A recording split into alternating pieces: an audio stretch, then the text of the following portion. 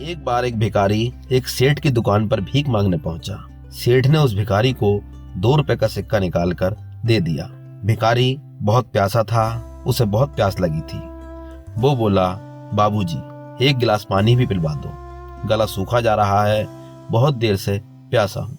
भिखारी की बात सुनकर उस सेठ जी को बहुत गुस्सा आया और गुस्से में उससे कहा, तुम्हारे बाप के नौकर थोड़े ही हैं, क्या हम यहाँ पर इसीलिए बैठे हैं?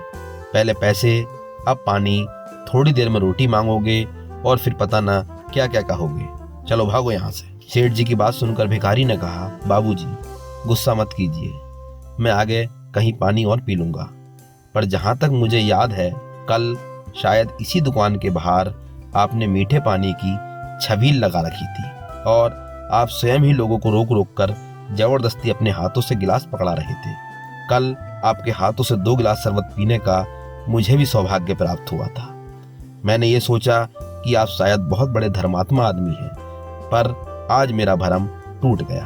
कल की छबील तो शायद आपने लोगों को दिखाने के लिए ही लगाई थी। मुझे आज आपने कड़वे वचन बोलकर अपना कल का सारा पुण्य खो दिया। मुझे माफ करना अगर मैं कुछ ज्यादा बोल गया हूँ तो।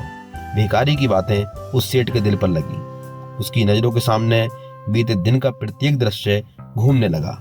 उसे अपनी गलती का एहसास हो रहा था।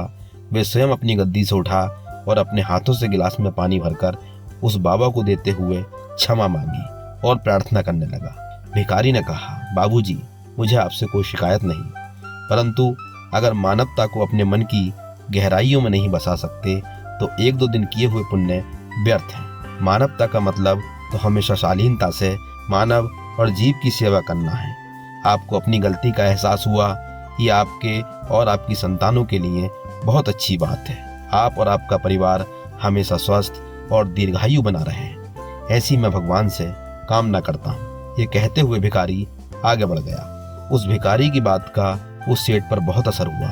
सेठ ने तुरंत अपने बेटे को आदेश देते हुए कहा, कल से 2 घड़े पानी दुकान के आगे आने जाने वालों के लिए जरूर रख दो। उसे अपनी गलती सुधारने पर बड़ी खुशी हो रही थी। दोस्तों, सिर्फ दिखावे के लिए किए गए पुण्य कर्म निष्फल होते हैं। सदा हर प्राणी के लिए आपके मन में शुभ कामना, शुभ भावना हो, यही सच्चा पुण्य है। एक बात को ध्यान रखें, आज के जमाने में भिखारी को 2 रुपए देना भी महापाप है। यदि आप समर्थ हैं तो भिखारी को अपनी सामर्थ्य अनुसार जरूर कुछ ना कुछ दें, क्योंकि इनकी दुआओं में बहुत असर होता है।